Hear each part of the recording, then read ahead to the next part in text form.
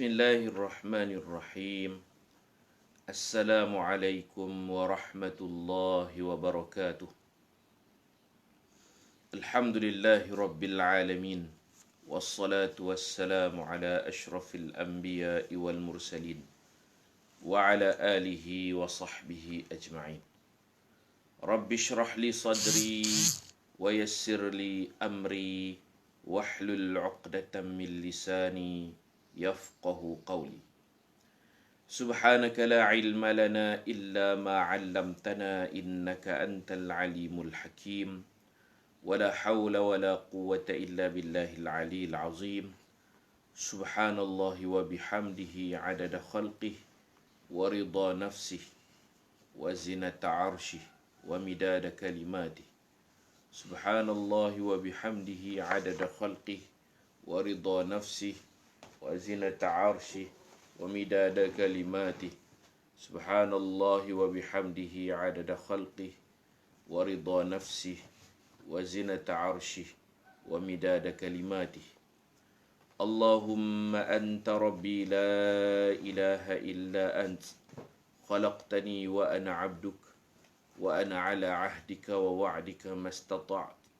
A'udzu bika min syarri ma sana'tu. Abu'u laka bi ni'matika 'alayya wa abu'u bi dhanbi faghfir li fa innahu la yaghfiru adh-dhunuba illa ant. Alhamdulillah, pada pagi ini kita dapat sambung seperti biasa kuliah harian kita menggunakan kitab fiqh mazhab Syafi'i Tanwir Al-Masalik. Kita sampai muka surat 9. Qala al-musannifu rahimahullah wa adaman nafa'a bi'ulumihi fid daraini amin. Wa yukrahu al-qaza' wa huwa khalqu ba'dir ra'si wa tarku ba'dihi wala ba'sa bihalqi kullihi. Makruh al-qaza', iaitu bercukur sebahagian kepala dan meninggalkan sebahagian yang lain. Tidak mengapa jika dicukur keseluruhannya. Ini tajuk potong rambut. Nabi SAW tidak pernah botak melainkan apabila Nabi buat haji atau umrah. Jadi menyimpan rambut itu hukumnya harus. Kemudian kalau kita potong rambut untuk merapikan rambut, itu satu benda yang baik. Satu benda yang baik.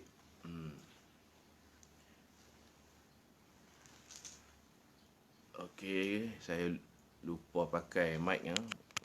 InsyaAllah mudah-mudahan suara dengar dengan baik.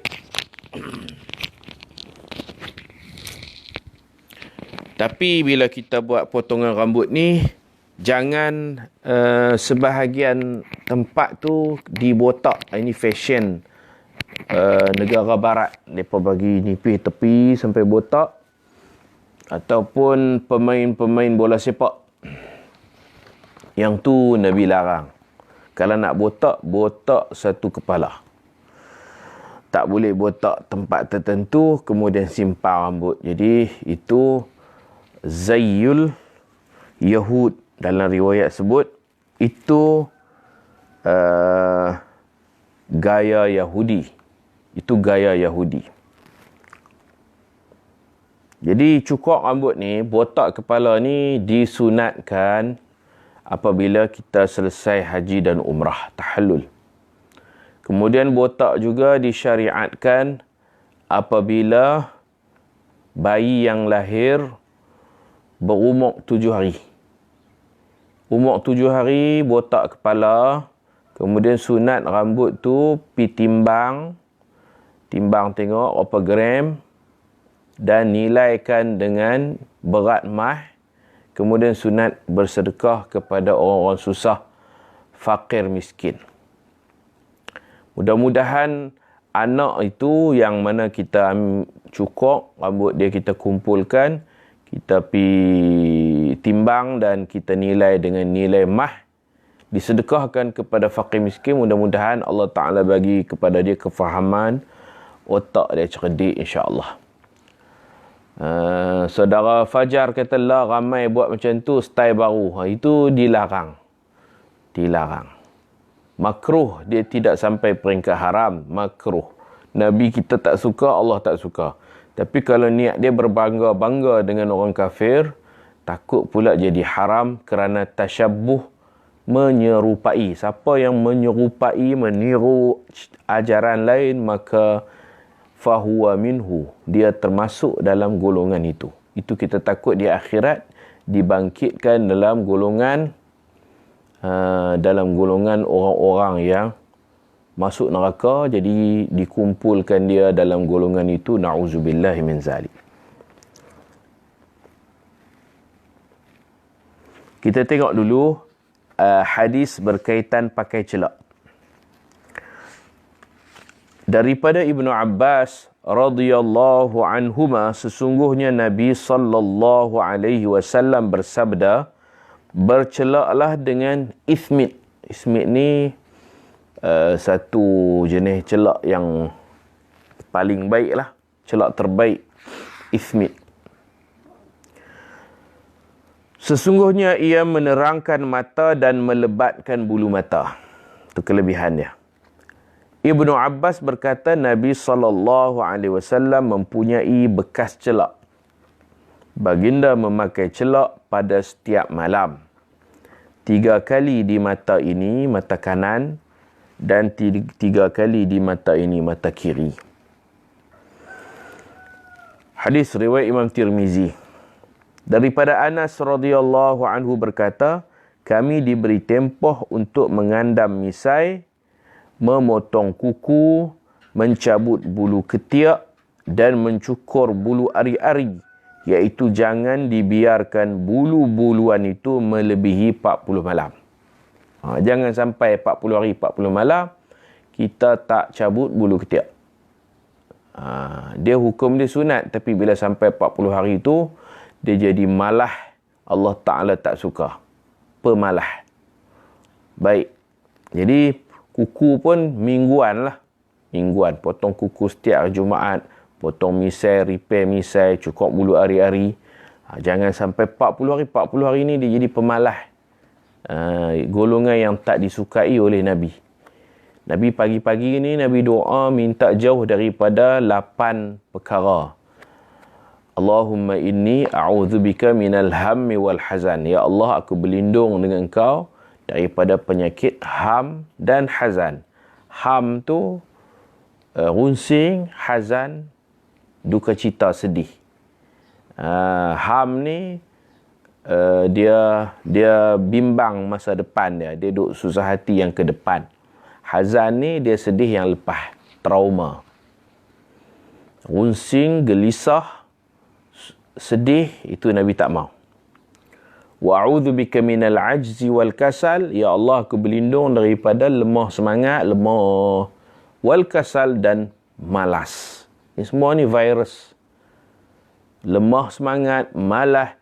Wa a'udzubika minal jubni wal bukhl. Ya Allah, lindungi aku daripada pengecut dan juga kedekut. Sifat pengecut dan kedekut. Wa a'udzubika min ghalabatid dain. Ya Allah, lindungi aku daripada dikuasai oleh orang. Dia tak boleh nak bergerak, dia dikuasai oleh orang. Orang menentukan dia. Wa a'udzubika min ghalabatid dain, dia dibelenggu hutang, wa qahrir rijal, dan hidup dia tak selesa, hidup dia diikat oleh orang. Cabut bulu ketiak sakit, boleh cukur kot, tak rasa sakit. Kalau cabut itu pahalanya lebih. Cabut pahala lebih. Ada orang bubuh kapok, tu cabut dalam hadis Nabi sebut natful ibti, cabut bulu ketiak. Nabi tak kata cukur, cabut. Tapi kalau dah sakit sangat tu harus dicukur. Boleh. An Abdullah bin Amr, daripada Abdullah bin Amru radhiyallahu anhuma, sesungguhnya Nabi sallallahu alaihi wasallam merapikan janggut baginda dengan memotong pada pihak lebar dan panjang. Jadi janggut Nabi ni Nabi tak biar lepas macam tu. Nabi jaga, Nabi rawat, Nabi urus. Kata Abdullah bin Amru, Nabi ada gunting, Nabi gunting kok tepi, kok bawah, panjangnya, lebarnya. Jadi janggut Nabi jadi rapi, jadi cantik. Dan janggut Nabi kita SAW, dia tidaklah panjang sangat. Dia qabdah, dia secekak aja. Dia kadar secekak. Jadi yang lebih daripada secekak tu Nabi akan gunting. Ada seorang Nabi, janggut dia sangat panjang, mencecah hampir ke pusat. Nabi SAW nampak Nabi ni malam Isra' Mi'raj. Janggut Nabi tu panjang, mencecah hampir ke pusat. Dan warna janggut tu dua lapis. Lapisan bawah daripada dada ke pusat tu warna dia putih. Dari dagu ke dada hitam. Hitam, putih. Oh, pelik janggut. Dua lapis. Nabi tanya malaikat Jibril, siapa tu? Jibril kata, itulah Nabi Harun alaihi salam. Itulah Nabi Harun alaihi salam. Dia punya cerita dia, janggut dia ni daripada dagu sampai dada hitam, dari dada sampai ke pusat putih, beruban. Jadi dua lapis. Kerana adik dia Nabi Musa bila turun daripada Bukit Tursina, bawa wahyu kitab Taurat yang dah siap, turun daripada Bukit Tursina, Nabi Musa tengok kaum Bani Israel ni duk seronok sembah anak lembu emas, patung yang mereka buat, patung lembu emas. Jadi Nabi Musa ni marah.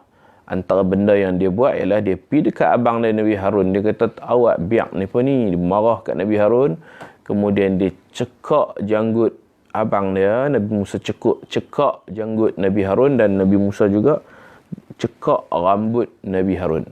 Wa akhadha bi ra'si akhihi. Dalam Quran sebut, Musa telah mencengkam rambut di kepala abangnya, iaitu Nabi Harun, dan juga janggut. Nabi Harun kata, la ta'khudh bi lihyati wala bi ra'si. Lepaskanlah, jangan cekak janggutku dan rambutku. Okey. Jadi menyimpan janggut ni dapat pahala. Nabi kita simpan, Nabi kita suruh repair misai dan simpan janggut. Tapi simpan bagi elok. Jangan simpan sampai tak terurus. Itu tak elok. Okey, sekarang kita tengok pula tentang qaza'. Qaza'. Daripada Ibnu Umar radhiyallahu anhuma berkata, aku mendengar Rasulullah sallallahu alaihi wasallam melarang dari melakukan al-qaza', iaitu bercukur sebahagian dari rambut kepala dan meninggalkan sebahagian yang lain tidak bercukur kesemuanya. Daripada Al-Hajjaj bin Hasan berkata, kami masuk bertemu Anas bin Malik.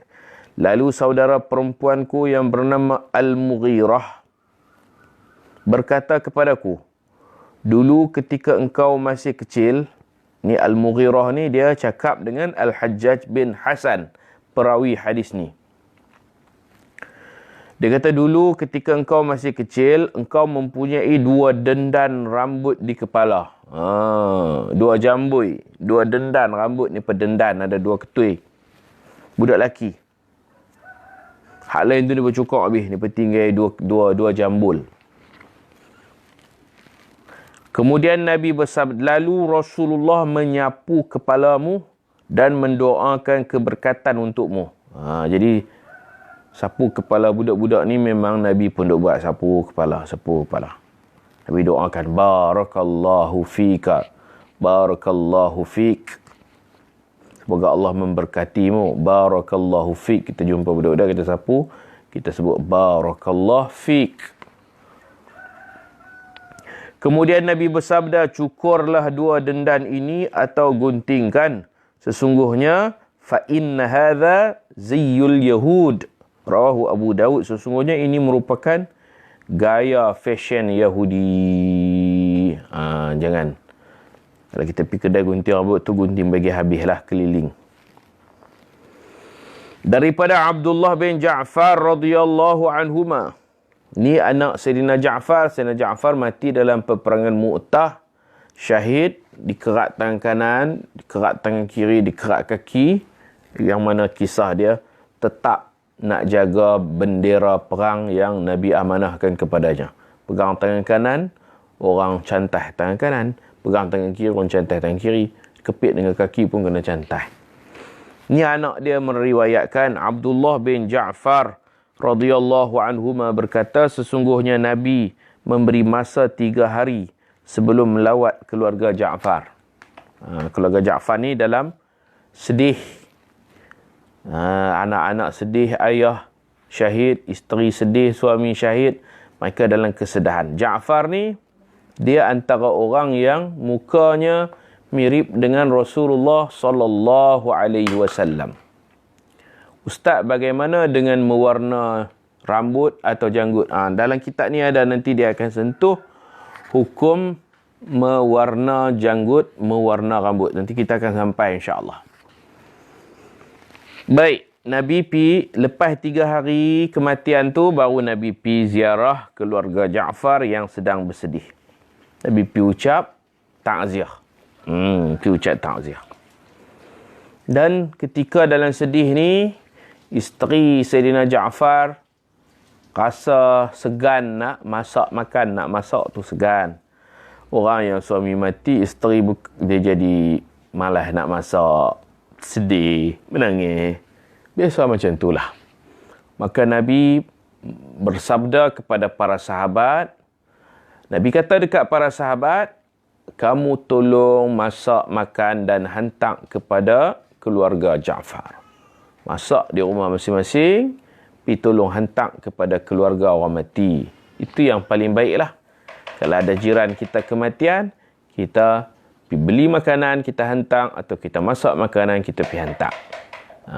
Tolong bantu keluarga orang mati dengan kita taja makan minumnya. Itu yang paling baik kita lakukan. Kalau di tempat kita ada orang mati, ada majlis bacaan tahlil, kemudian ada jamu makan. Yang paling baik jamuan makan tu ada pihak lain, jiran sebelah, sponsor, macam tu, tolong menolong. Kerana ditakuti bila buat majlis tahlil, majlis itu baik, baca-baca puji Allah, la ilaha illallah, qul huwallahu ahad, itu satu benda yang baik. Sampai tak sampai pahala tu serah kepada Allah lah. Kebanyakan ulama kita kata Al-Quran yang dibaca niat kepada orang mati, insya-Allah sampai pahalanya. Bukan isu yang tu. Isunya jamu makan itu sekiranya diambil daripada keluarga si mati, takut-takut mereka ambil daripada wang peninggalan si mati yang belum difaraidkan, dan si mati ada tinggal anak-anak yang masih kecil, ambil wang peninggalan dia sedangkan belum faraid, itu salah. Dan lebih besar lagi kesalahan jika wang yang dia tinggalkan itu juga ada hak anak-anak kecil yang belum baligh, kita panggil anak yatim. Sebab itulah Nabi nak elak benda ni. Kalau nak buat makan, mestilah orang-orang lain yang tolong taja. Jangan diambil daripada wang peninggalan si mati. Nabi kata, isna'u li ali Ja'far ta'aman. Tolong buatkan makanan kepada keluarga Ja'far yang sedang dalam kesedihan. Tolong buat. Baik, setelah berlalu 3 hari, baginda pun pergi menziarahi mereka dan bersabda, selepas hari ini jangan lagi kalian menangis atas kematian saudaraku Ja'far. Okey, orang mati kita tak boleh meratap, meraung, itu haram. Menangis, mengalir air mata tanpa meraung itu biasalah. Sebagai manusia itu tidak jadi satu kesalahan. Kemudian berkabung hanya sekadar 3 hari, menunjukkan sedih 3 hari saja. Hari keempat haram berkabung. Hari keempat kita kena teruskan ma'isyah, kerja kita, Kita cari rezeki, kita teruskan kerja buat kita seperti biasa. Tak boleh lagi bersedih-sedih pada hari keempat. Kalau sedih juga, simpan dalam hati. Jangan zahir, jangan tunjukkan kesedihan kepada orang. Jadi hukum berkabung, bersedih atas kematian mayat ini, hukum dia harus sekadar 3 hari. Lebih pada 3 hari tak boleh. Kecuali isteri yang mana suami dia mati, maka dia wajib beriddah selama 4 bulan 10 hari. Sebab suami dia mati. Kalau suami orang lain mati, tak payahlah kita duk sibuk sedih sampai berbulan-bulan. Menantu kita mati pun sedih 3 hari saja. Kehidupan perlu diteruskan. Anak kita mati pun takat 3 hari je nak sedih. Kemudian kalau kita ada bengkel, kita buka bengkel hari keempat, kita buka kedai, kita bekerja seperti biasa. Tak boleh kita tutup kedai orang tuanya pasal duk sedih gini. Sedih takat 3 hari sahaja. Jadi Nabi datang rumah Sayyidina Ja'far. Nabi kata, lepas hari ini, hari ketiga ni, hari keempat, selepas hari ini, jangan lagi kalian menangis atas kematian saudaraku, yakni Ja'far. Kemudian baginda bersabda, panggilkan anak saudaraku datang ke sini. Mai, anak-anak Ja'far ni. Mai. Nabi panggil semua. Lalu kami dibawa datang ke hadapan Rasulullah sallallahu alaihi wasallam. Rambut kami kelihatan seperti bulu anak-anak burung, panjang dan tidak terurus. Rambut kami ni panjang tak terurus macam bulu anak burung. Serabai. Baginda bersabda, tolong panggil tukang cukur ke sini. Nabi suruh sahabat, tolong panggil tukang gunting, tukang cukur mari sini. Nabi nak tolong bayak lah. Ayah ni pun mati, Nabi nak tolong bayak. Setelah tukang cukur datang, baginda menyuruhnya membotakkan rambut kami. Botak pun habis. Macam tu. Begitu juga orang yang ada kutu, dia boleh botak kepala lah. Ada kutu banyak, botak kepala. Nabi buat haji, ada seorang sahabat Nabi ni kutu banyak. Nama dia Ka'ab bin Ujrah. Dalam ihram tu tak boleh menggugurkan rambut, berdosa. Gugur dengan sengaja berdosa dan kena dam. Kalau tak sengaja, kalau bagi gugur tak sengaja pun kena dam juga. Seorang sahabat Nabi ni nama Ka'ab bin Ujrah, kutu dia banyak sampai kutu dia melata di muka. Melata berjalan-jalan di muka dia. Itu masuk balik dalam kepala. Kutu samsing. Oh, Nabi tanya, ayu'dhika hawa muka. Kutu di kepala kamu tu, rasa sakit ke tak? Kata Ka'ab bin Ujrah, sakitlah. Maka turun ayat, faman kana minkum maridan aw bihi adham min ra'sih. Siapa yang sakit atau rasa gatai sangat-sangat di kepalanya, maka dia boleh cukur kepala walaupun dalam ihram, kerana dia dah sampai peringkat sakit, terpaksa cukur lah. Tapi fafidiyatun min siyamin, dia kena bayar denda juga, walaupun boleh cukur kena denda juga. Kena puasa 3 hari. Au sadaqatin, ataupun dia boleh pilih bersedekah kepada 6 orang fakir miskin. Seorang kita katalah bagi 10 rial. 6 orang habislah 60 rial. Au nusuk, ataupun dia juga boleh memilih untuk sembelih seekor kambing. Jadi ini panggil dam takhir, denda yang boleh pilih. Nak puasa 3 hari pun boleh. Tapi puasa di mana-mana pun tak apa. Balik Malaysia puasa pun tak apa. Atau bersedekah. Sedekah mesti di sana, di tanah suci Mekah. Au nusuk, ataupun menyembelih kambing pun. Yang ni mesti di sana. Bukan kambing Penang, Kedah. Kambing di sana disembelih. Dan daging itu diberi, diedar kepada fakir miskin yang tinggal di sana. Fakir miskin yang tinggal di Mekah. Ini juga ada berlaku kesilapan. Orang yang buat haji umrah, bila dia tersilap, dia bayar dam di Mekah. Tapi kambing itu, jemaah Malaysia yang akan pulang ke Malaysia, mereka pakat makan. Pakat seronok pula. Ni dam. Makan nasi mendi ni, kambing dam.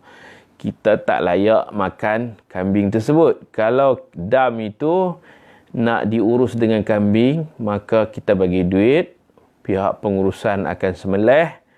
Niat untuk bayar denda kita, kemudian pastikan daging itu diedar-edarkan daging kambing itu kepada penduduk Mekah yang fakir miskin, yang susah, Tak kiralah dia orang Bangla ke, orang Indon ke.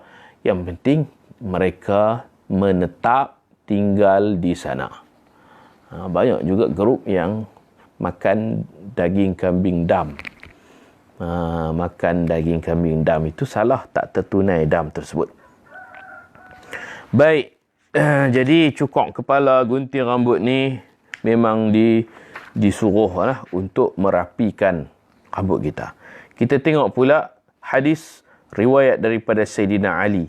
Daripada Ali radhiyallahu anhu, sesungguhnya Rasulullah sallallahu alaihi wasallam bersabda, siapa yang berjunub dan meninggalkan satu tempat dari rambutnya yang tidak dibasuhnya, yakni mandi junub tidak sempurna. Ada satu sehelai rambut yang tak basah. Dia mandi wajib tapi selai rambut tak basah. Mandi tak sempurna, tak sah mandi wajibnya, tak sah solatnya. Dia akan disiksa dalam neraka. Dia akan disiksa dalam api neraka dengan berbagai siksaan. Kena macam-macam siksaan. Akibat mandi tak sempurna, selai rambut tak basah, dia akan disiksa dengan bermacam-macam siksaan akibat mandi wajib yang tidak sempurna itu. Ali berkata, sebab itulah aku memusuhi rambutku. Sayyidina Ali kata, aku memusuhi rambutku. Yakni beliau selalu memendekkan rambutnya. Sayyidina Ali rambut dia pendek selalu. Dia tak cukur tapi rambut dia pendek. Pelapik satu, pelapik dua, kerana dia takut bila mandi wajib ada selai tak basah. Macam Nabi cakap lah, kena seksa macam-macam dalam neraka. Kena pukul, kena macam-macam hukuman. Deraan dalam neraka. Sayyidina Ali mengulang kata-kata ini sebanyak 3 kali.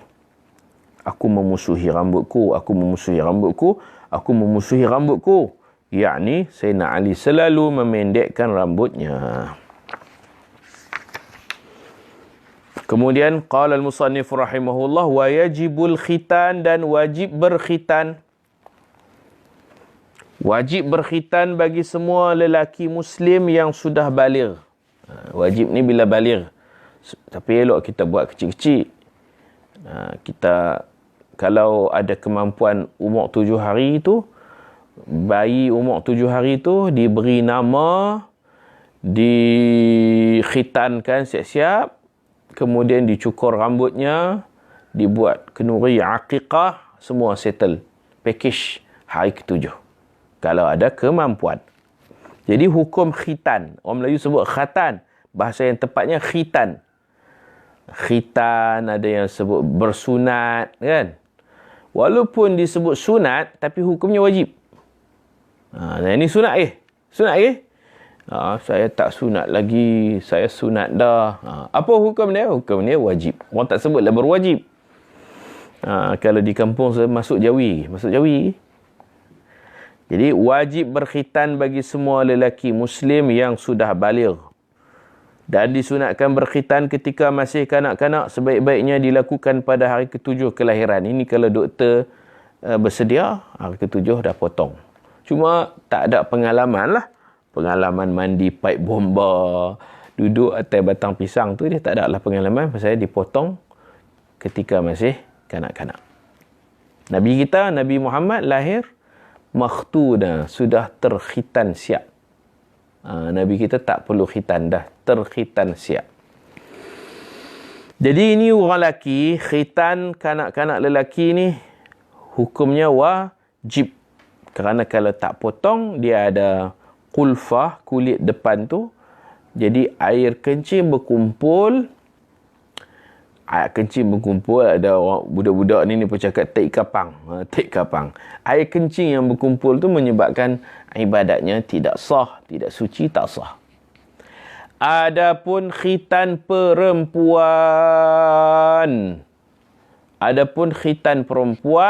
Maka dia bukan kerana air kencing, bukan kerana najis, tetapi kerana syahwat. Dibuang kulit kepada perempuan tu kerana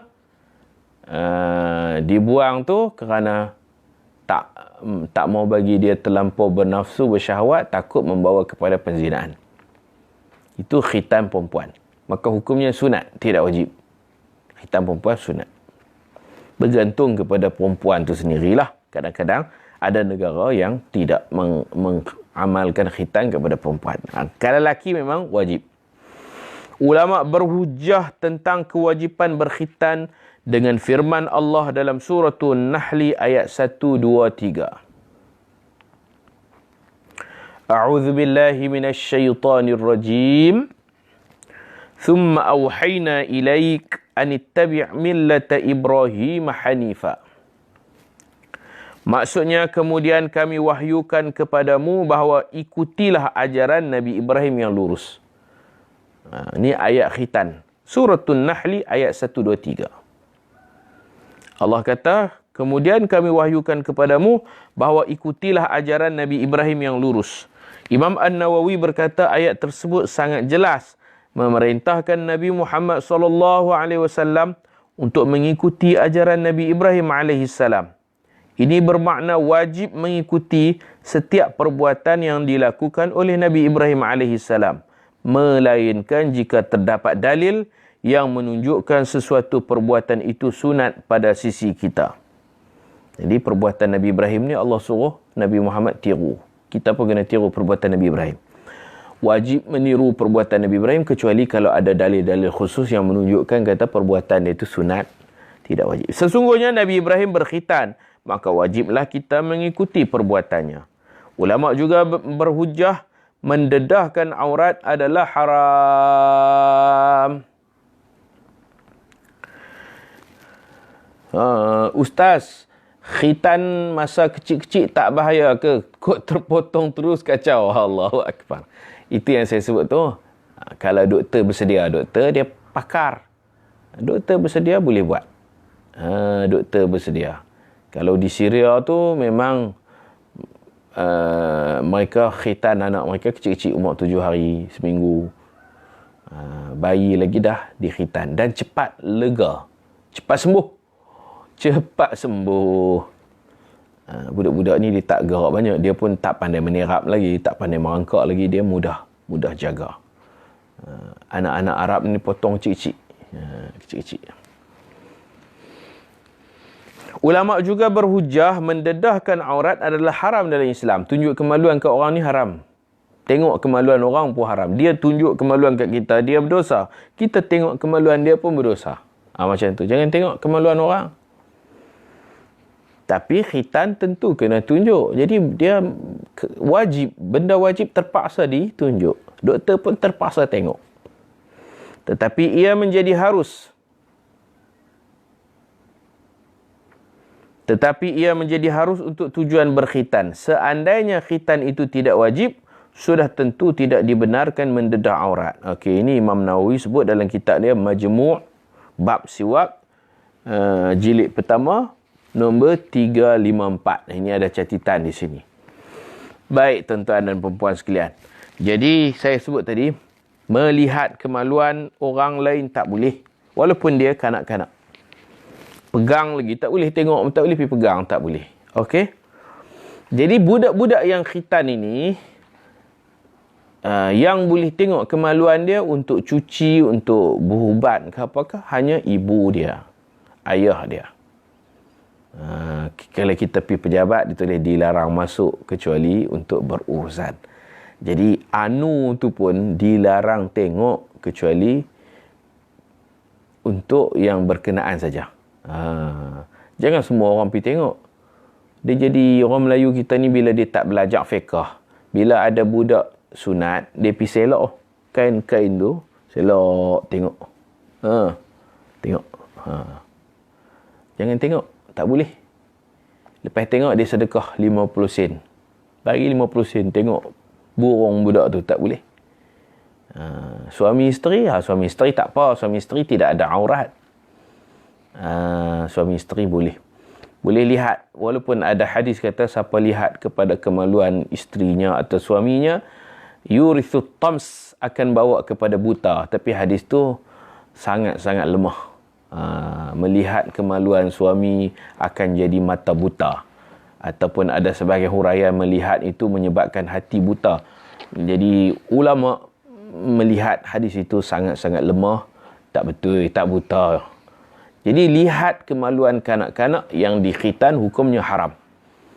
Kita yang tidak ada sebarang urusan, kita pergi ziarah, kita bagi duit sikit, bagi budak tu seronok, kita bagi hadiah, cukup. Jangan duduk selak pergi tengok. Tengok, bentan, ni bengkak. Arab lagi. Pekat tengok. Tak boleh. Tak boleh. Saya tahulah, saya pun kanak-kanak dulu, jiran-jiran, terutamanya orang perempuan, makcik, mak ngah, mak long, jiran-jiran tu, pekat mai. Mai bukan mai saja, mai bawa duit. Okey, duit kita maulah duit. Kita sakit. Okey. Bukan mai saja dia bawa duit, dia nak sedekah. Tapi sebelum nak sedekah tu, mai nak tengok sikit burung hang. Tengok buat apa? Tak boleh tengok. Haram melihat. Kita pun sakit, terpaksa lah. Kalau tidak, tak dapat 5 rupang. Dah lah bagi 5 rupang, bagi 50 ringgit. Berbalui lah juga. Okey, ini kita kena faham. Ini hukum syariat. Okey, baik tuan-tuan dan puan-puan sekalian. Daripada Abu Hurairah radhiyallahu anhu berkata, Rasulullah sallallahu alaihi wasallam bersabda, Nabi Ibrahim alaihi salam berkhitan ketika berumur wahwa ibnu 80 sanah bil qadum. Nabi Ibrahim khitan ketika berumur 80 tahun. Dengan menggunakan alat yang tajam. Dia potong sendiri, Nabi Ibrahim. Allah uji dia. Allah suruh dia sembelih anak. Allah Ta'ala suruh dia potong kulit tu buang. Umur 80 dah. Dia tak mengeluh. Allah suruh apa pun. Ya, labbaik Allahumma labbaik. Saya dengar, saya patuh. Saya ikuti. Mereka selak masa kita kecil-kecil. Khitan dulu. Betul. Banyak orang duk selak. Ni orang tak mengaji, selak. Tengok berdosa, kena istighfar, kena minta ampun kepada Allah Subhanahu wa taala kepada golongan yang duk selak tu. Dah tengok komplain pula tu, betul, tengok kata bengkak. Ada kata awak burung hang kecil sangat. Tengok tu dia i'rab, kalau bahasa Arab dia i'rab, dia ni.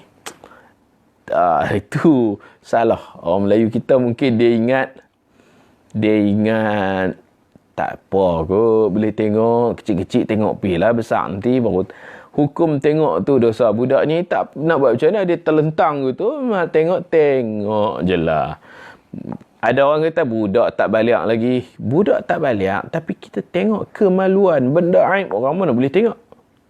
Sejarah khitan dah lama, itu syariat. Okey, tak apalah, hak tu tengok-tengok tu pun tak tahu, bertaubatlah kepada Allah Subhanahu wa taala. Tengok kemaluan anak sendiri untuk kita rawat, berubat, nak cuci, itu tak apalah. Tu. Baik.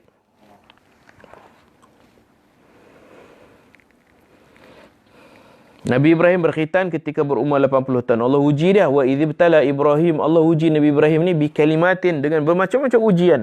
Fa'atammahun. Semua ujiannya lulus. Nabi Ibrahim dia apa saja arahan Allah dia tunaikan. Allah suruh pergi tinggal anak jauh-jauh, dia pergi tinggal. Allah suruh dia macam-macam lah ujian-ujian Allah kepada Nabi Ibrahim. Sebab tu Nabi Ibrahim ni digelar Khalilullah, kekasih Allah. Allah sayang dia. Allah uji, tanda Allah sayang. Dia lulus semua ujian. Nabi Ibrahim AS. Dia makhluk kedua yang terbaik lepas Nabi Muhammad. Makhluk Allah Tuhan, selain Allah dipanggil makhluk, ciptaan. Allah pencipta, kita ciptaan Allah. Makhluk. Jadi, ada 5 makhluk Allah terbaik. Semuanya manusia. Jibril lepas semua tu duduk bawah. Malaikat semua duduk bawah. 5 makhluk Allah terbaik ini kesemuanya manusia. Yang kita panggil ulul azmi. Rasul-rasul ulul azmi ni, 5 orang ni paling baik. Lebih baik daripada syurga, lebih baik daripada neraka, lebih baik daripada langit, bumi, matahari, bulan dan sebagainya. Allah memilih 5 orang rasul ni, insan terbaik, bahkan makhluk terbaik. Nombor 1 Nabi kita Muhammad sallallahu alaihi wasallam. Nombor 2 Nabi Ibrahim alaihi salam. Nombor 3 Nabi Musa alaihi salam. Nombor 4 Nabi Isa alaihi salam, dan nombor 5 Nabi Nuh alaihi salam.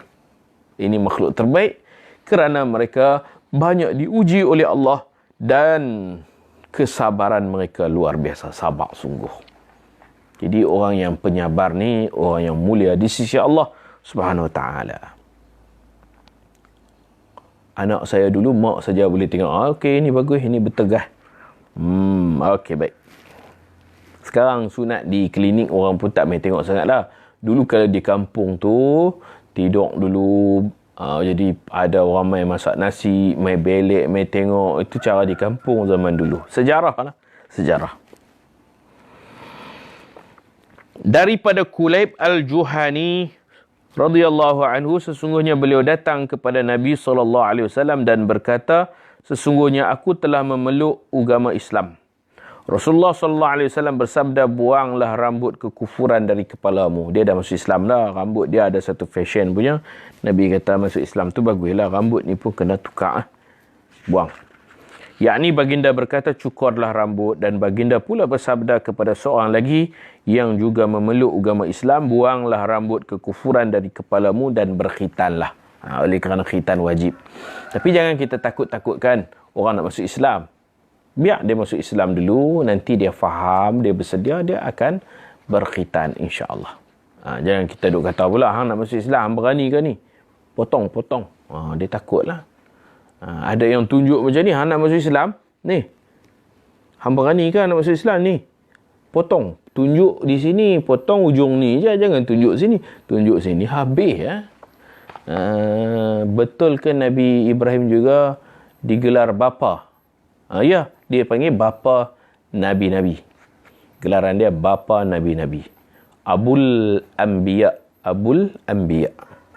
Bapa Nabi-Nabi. Sebab daripada zuriat dia berpecah Israel dan Arab. Bani Israel ni ada Ishaq, Yaqub, Yusuf, Syuaib, Musa, Harun, semualah. Dan sebelah Arab ni pula dua orang Rasul, iaitu Nabi Ismail dan Nabi kita Muhammad sallallahu alaihi wasallam.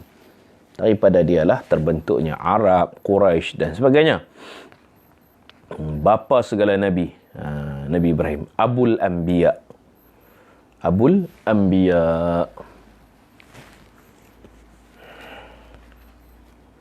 Okey, tadi sampai dah soalan tadi tentang mewarna rambut. Mewarna rambut. Sekarang khitan ni orang bukan Islam pun buat.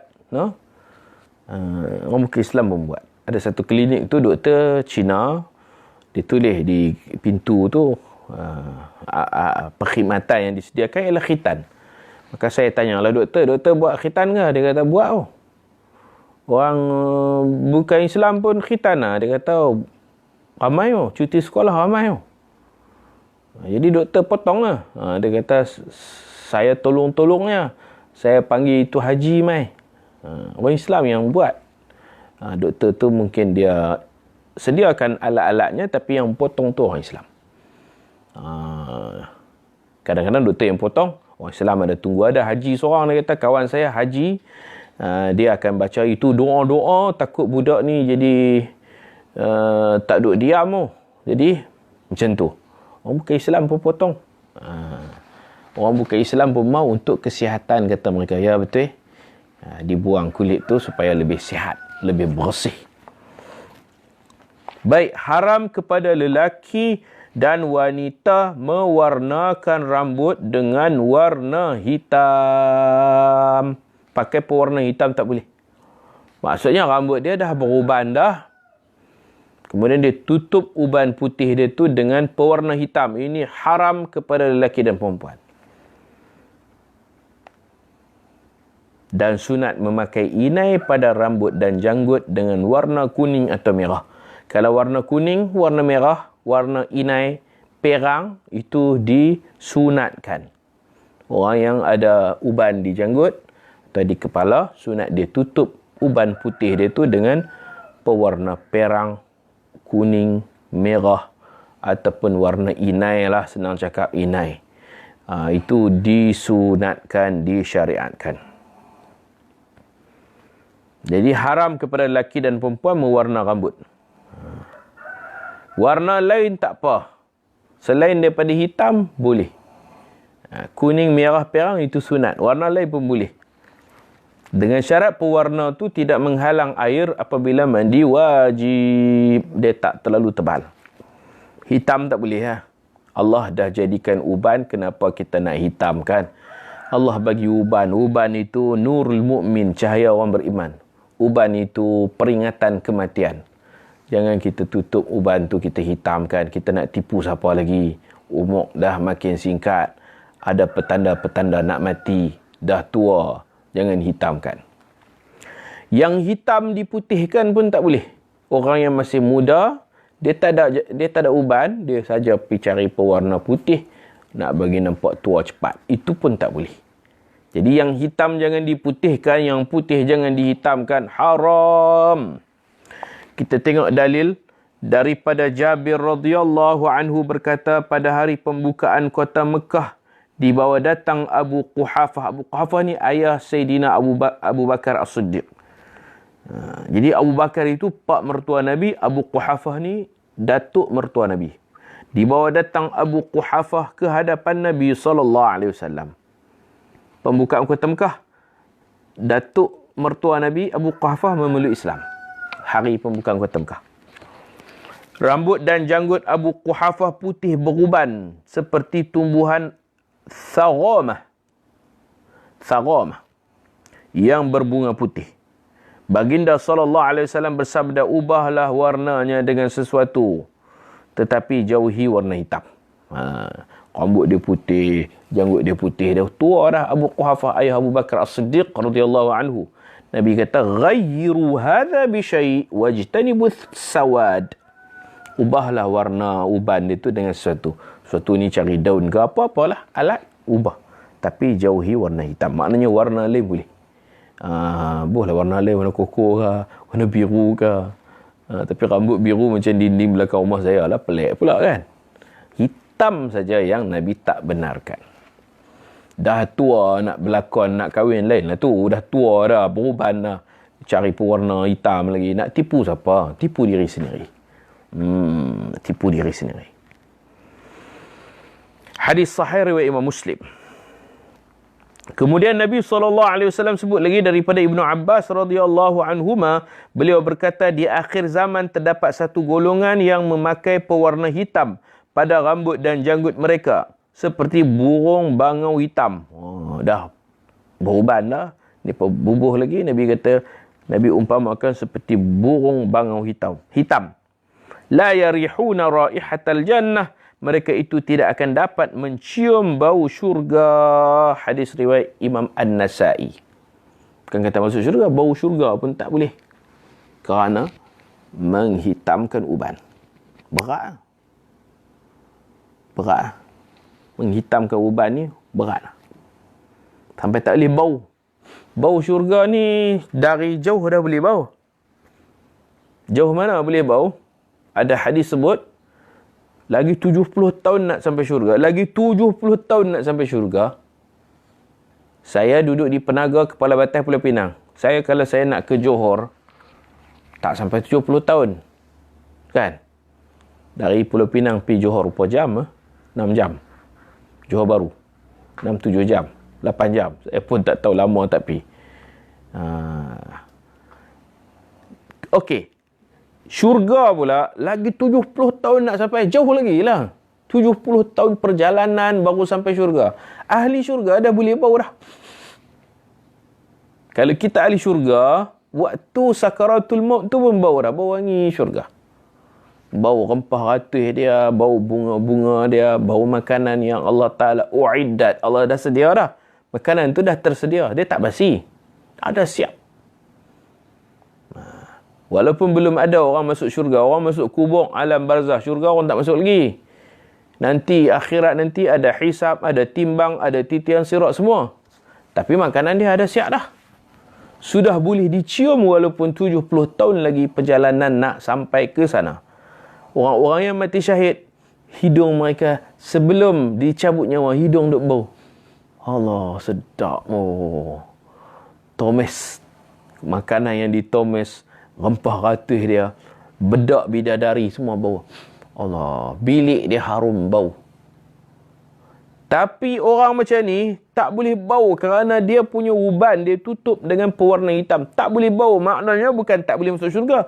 Memang jauh sangatlah daripada api neraka. Daripada syurga. Sampai Allah tak izin bau. Tengok dalam gambar Piramli kan. 3 Abdul. Tak boleh makan. Ini undang-undang bapak dia kata tak boleh makan. Ambil bau aja. Piramli kata okeylah. Ambil bau pun kenyang. Kurang-kurang boleh bau pun jadilah. Ni sampai bau pun tak boleh ni. Apa cerita? Allah bukan kedekut. Allah nak tunjuk marah Allah. Allah tak izinkan bau. Nikmat syurga tu tak dapat. Tak dapat masuk. Tak dapat rasa makanan. Tak dapat minum. Bau makanan pun tak boleh. Kita kalau tak ada duit, restoran tu mahal. Nak masuk mahal sangat. Kita pergi ambil bau pun. Jadi ni sampai Allahu Akbar. Jadi jangan menghitamkan uban dan jangan memutihkan rambut yang masih hitam. Ada orang dia bagi putih. Dia buat. Contoh uban dia di kepala ni. Dia buatlah tepi ni, dia sapu putih sini, sapu tepi. Dia nak bagi cantik. Bagi cantik sikit. Ataupun dia sapu depan ubun tu. Orang pun tengok, uban dia ni cantik ya. Uban yang dibuat pun haram, uban yang ditutup pun haram. Tapi ada pengecualian dalam kitab saya ni, Syekh Mustafa Bura, dia buat nota kaki, isteri dan para pejuang yang berperang pada jalan Allah boleh menghitamkan rambut. Isteri boleh. Isteri dia beruban, dia ada suami lah, bukan dia janda. Dia ada suami. Tengok uban banyak ni, dia takut suami dia kahwin lain. Suami dia pun kata tua ni, uban banyak tua. Dia minta izin dekat suami dia izinkan, dia boleh sapu pewarna hitam untuk tutup uban. Isteri boleh. Satu lagi, orang yang berperang, dia nak tunjuk kepada musuh. Kan perang itu satu tipu daya. Dia nak tunjuk dekat musuh, kata tentera Islam ni semua muda-muda, maka boleh ditutup uban itu dengan pewarna hitam. Kita tengok hadis riwayat Ibnu Majah daripada Suhaib Al-Khair radhiyallahu anhu berkata, qala Rasulullah sallallahu alaihi wasallam bersabda, sesungguhnya pewarna rambut yang paling baik ialah warna hitam. Okey, Nabi setuju warna hitam, tapi siapa yang boleh guna?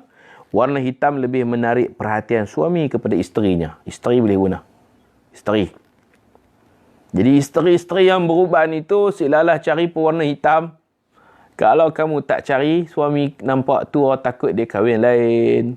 Isteri boleh, tak ada masalah. Orang perempuan, dia bukan anak dara, dia bukan janda, dia ada suami masih hidup. Isteri, kata Nabi, warna hitam lebih menarik perhatian suami kepada isterinya dan lebih menggerunkan dalam hati musuh-musuh terhadap kamu. Musuh jadi gerun. Ini mujahidun fi sabilillah. Boleh pakai nak bagi nampak mudah. Al-harbu khid'ah, peperangan itu satu tipu daya. Pakai rambut palsu macam mana pula ustaz? Pakai rambut palsu. Dia pakai rambut palsu, kalau tak dipakai tutup boleh buka boleh tutup, itu tak ada masalah. Tapi kalau rambut itu dibina, disambung dengan rambutnya, itu tidak boleh. Dia ada rambut pendek itu sambung dengan cantum, digamkan dengan itu. Nabi melarang. Al-wasilah, orang yang buat kerja sambung rambut asli dengan rambut palsu, sambung. Itu Nabi kata dilaknat Allah. Orang yang menyambungkan rambut dengan rambut palsu. Kalau rambut palsu style tu tak boleh. Kalau style rambut palsu tu cukup macam tu saja, macam kita pakai topi, itu dibolehkan. Isteri kepada suami di rumah lah. Kalau di luar pakai tutup aurat, pakai tudung, pakai buat rambut palsu, pakai tudung. Fatimah Laili, boleh hitam, boleh puan. Isteri tak apa. Isteri ada suami. Kalau suami dah mati, dia jadi janda, tak boleh lah. Ada suami, minta izin dekat suami dulu. Suami izinkan, boleh. Boleh ke kedai salon untuk menghitamkan inai. Balik daripada salon tu, Suami tengok, mudanya isteriku, Masya Allah, cantik macam dulu-dulu. Dibolehkan. Ini hadis riwayat Ibnu Majah.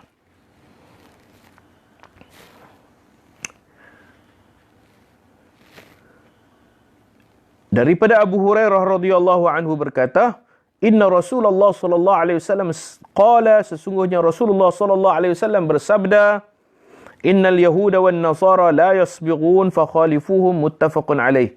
Sesungguhnya orang-orang Yahudi dan Nasrani tidak memakai pewarna pada janggut dan rambut mereka. Oleh itu bezakan diri kalian dengan mereka. Orang Yahudi, Kristian, mereka tak pakai inai di janggut, di rambut. Maka Nabi kata bezakan diri kita dengan mereka. Maksudnya Nabi suruh orang yang janggut putih ni sapulah pewarna merah, kuning, warna inai. Sunat untuk berbeza dengan Yahudi dan Kristian. Sebab tu ada ustaz-ustaz yang kita tengok janggut dia macam perang. Sebenarnya beruban. Kalau pergi dekat ada uban, tapi dia sapu tu nampak perang. Macam tu. Jadi sunat lah, dapat pahala. Hadis riwayat Imam Bukhari dan Imam Muslim. Dalam riwayat Imam Muslim, fi mukhalafatil yahud fi sabaq, berbeza dengan Yahudi dalam menginaikan rambut dan juga janggut. Jadi kita berhenti takat ni dulu. Mudah-mudahan bermanfaat insya-Allah. Bagi yang nak dapatkan kitab ini, kitab yang saya terjemahkan, Tanwir Al-Masalik, yang kita baca setiap pagi, boleh order daripada saya dan saya akan postkan. Harga dia RM20, saiz B5. Ini bab taharah sahaja.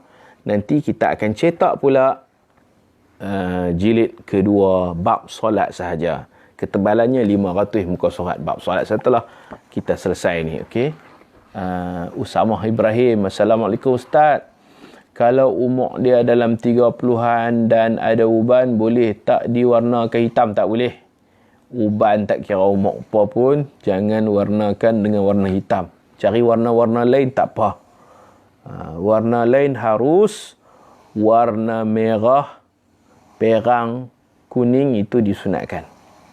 Assalamualaikum Ustaz. Waalaikumsalam warahmatullahi wabarakatuh.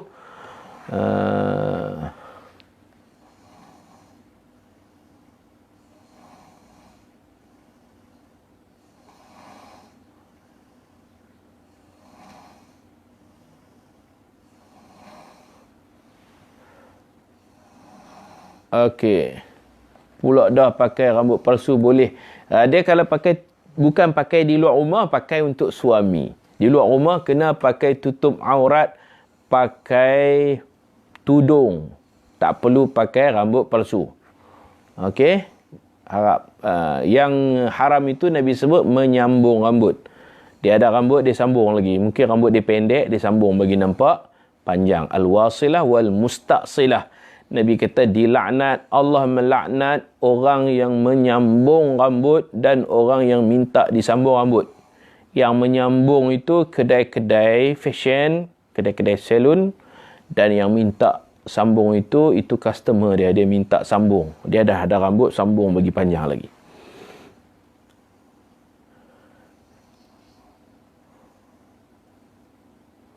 Pakai rambut palsu bagi wanita warna apa pun tak apa, kecuali lelaki. Hak saya dengar banyak ustaz ceramah lagi pun wanita bertudung. Jadi yang kita sebut ni mewarnakan uban. Bukan saya sebut, hadis Nabi. Isteri boleh mewarnakan dengan warna hitam ubannya. Boleh pakai pewarna hitam. Nabi kata warna hitam itu lebih menarik perhatian suami kepada isterinya dan lebih menggerunkan musuh terhadap kamu. Jadi para pejuang yang pergi ke medan perang, tentera-tentera pun boleh memakai pewarna hitam di rambut untuk tutup uban. Isteri pakai untuk suami tidak jadi masalah. Itu pakai pewarna rambut, bukan pakai rambut palsu. Rambut palsu tu lain. Okey, baik. Alhamdulillah. Ada lagi soalan-soalan lain? Harap-harap dapat difahami. Yang nak order kitab, saya boleh post insya-Allah. Kitab ni harga RM20. Kitab ni harga RM20. Selesai kitab ni nanti kita cetak pula jilid kedua, babus solah, bab solat. Bab solat. Bab solat dia akan main lebih tebal lagi. Ini bab solat. 500 muka surat. Saya sedang semak, duk perbetul tulisan-tulisan. Isteri boleh pakai rambut palsu di rumah saja untuk suami. Rambut palsu yang jenis macam topi yang ditutup. Macam tu. Bukan maksud rambut palsu yang bersambung. Itu kena faham, noh. Nampak mudah ya, untuk itu sebagai hias, berhias kepada suami tak jadi satu kesalahan. Pakai rambut palsu yang tutup, kepala dia botak, dia tutup dengan rambut. Pakai bedak, pakai gincu untuk suami, itu dipanggil perhiasan. Wanita sudah berkahwin pakai bulu mata palsu, Ustaz. Pakai untuk suami tidak jadi satu masalah. Juga hukum pakai kanta mata berwarna, Ustaz, di rumah, dalam bilik tidur. Yang tu dia untuk suami semuanya harus. Untuk suami tidak jadi dalam bilik tidur saja, bukan untuk ditunjuk kepada anak-anak, ditunjuk kepada adik, mak mertua, tak boleh. Khusus untuk suami isteri sahaja, dalam bilik tidur saja. Itu dikira berhias, berdandan, menunjukkan wangi, tunjuk muda, segar untuk perhatian suami sahaja. Dia peruntukan dia macam tu, kena faham. Jadi keluar bilik tak bolehlah pakai benda tu. Okey, mudah-mudahan apa yang kita sampaikan ini bermanfaat. Panjang umur, besok pagi kita sambung lagi, insya-Allah seperti biasa setiap pagi. Mudah-mudahan Allah Ta'ala berkati masa kita. Terima kasih kepada semua yang memberi perhatian. Wa sallallahu ala sayyidina Muhammad wa ala alihi wa sahbihi wa baraka wa sallam. Walhamdulillahi rabbil alamin. Assalamualaikum warahmatullahi